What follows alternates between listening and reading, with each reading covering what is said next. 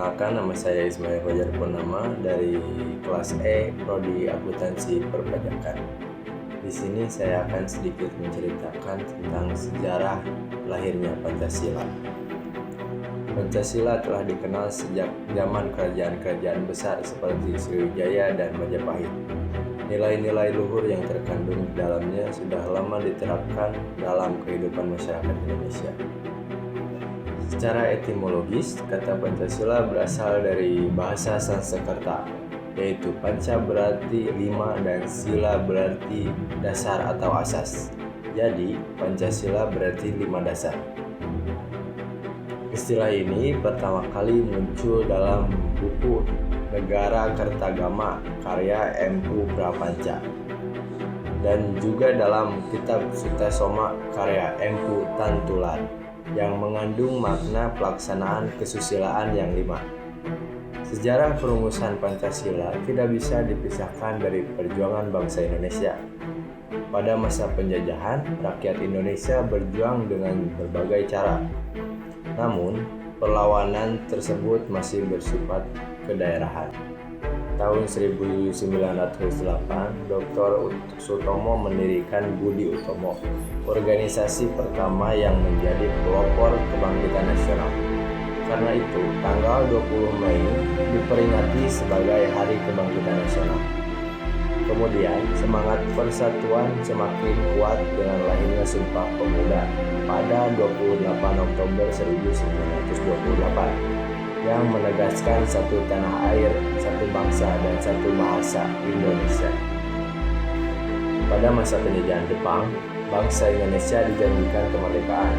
Untuk mewujudkan hal itu, Jepang membentuk BPUPKI pada 29 April 1945 yang diketuai oleh Dr. KRT Rajiman Weddiodiningrat dan beranggotakan 76 orang.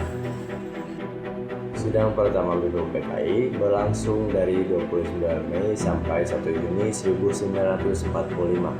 Dalam sidang ini, Mr. Muhammad Yamin, Prof. Dr. Supomo, dan Insinyur Soekarno menyampaikan gagasan mereka tentang dasar negara Indonesia. Pada tanggal 1 Juni 1945, Soekarno mengusulkan nama Pancasila sebagai dasar negara Indonesia. Tanggal ini kemudian ditetapkan sebagai hari lahirnya Pancasila berdasarkan keputusan Presiden nomor 24 tahun 2016. Soekarno juga memperkenalkan gagasan Trisila yang berisi sosionalisme, sosiodemokrasi, dan ketuhanan, serta Eka Sila yang bermakna gotong royong sebagai inti dari Pancasila. Hasil sidang BPUPKI kemudian dilanjutkan oleh Panitia 9 yang pada 22 Juni 1945 berhasil merumuskan Piagam Jakarta. Namun, dalam naskah aslinya, sila pertama berbunyi ketuhanan dengan kewajiban menjalankan syariat Islam bagi pemeluk-pemeluknya demi menjaga persatuan seluruh rakyat Indonesia. Pada 18 Agustus 1945, sehari setelah proklamasi kemerdekaan, Dr. Andes Muhammad Hatta mengusulkan perubahan sila pertama menjadi ketuhanan yang Maha Esa.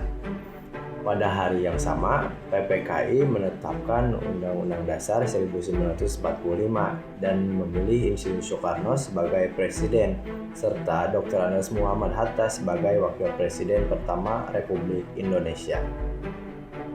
Makna dan kedudukan Pancasila. Pancasila memiliki dua makna penting, yaitu pertama, sebagai pandangan hidup bangsa yang menjadi pedoman dalam bertingkah laku sehari-hari agar selalu selaras dengan norma agama, kesusilaan, sopan santun, dan hukum yang berlaku. Kedua, sebagai dasar negara yang menjadi landasan utama dalam menyelenggarakan pemerintahan dan kehidupan berbangsa serta bernegara. Pancasila juga menjadi sumber dari segala sumber hukum negara, sebagaimana tercantum dalam Undang-Undang Nomor 12 Tahun 2011. Pancasila juga memiliki 3 fungsi utama. Yang pertama, fungsi yudiris ketatanegaraan, yaitu sebagai dasar dalam penyelenggaraan pemerintahan. Yang kedua, fungsi sosiologis, yaitu sebagai pedoman dalam kehidupan bermasyarakat. Yang ketiga, fungsi etis dan filosofis, yaitu sebagai pedoman moral dan cara berpikir bangsa Indonesia. 4 pokok pikiran dalam pembukaan Undang-Undang Dasar 1945. 4 pokok pikiran yang terkandung dalam pembukaan Undang-Undang Dasar 1945 bersumber dari nilai-nilai Pancasila, yaitu 1. Negara melindungi segenap bangsa Indonesia berdasarkan persatuan atau sila ketiga. Yang kedua, negara mewujudkan keadilan sosial bagi seluruh rakyat Indonesia, sila kelima. Yang ketiga, negara berkedaulatan rakyat berdasarkan permusyawaratan dan perwakilan, atau sila keempat.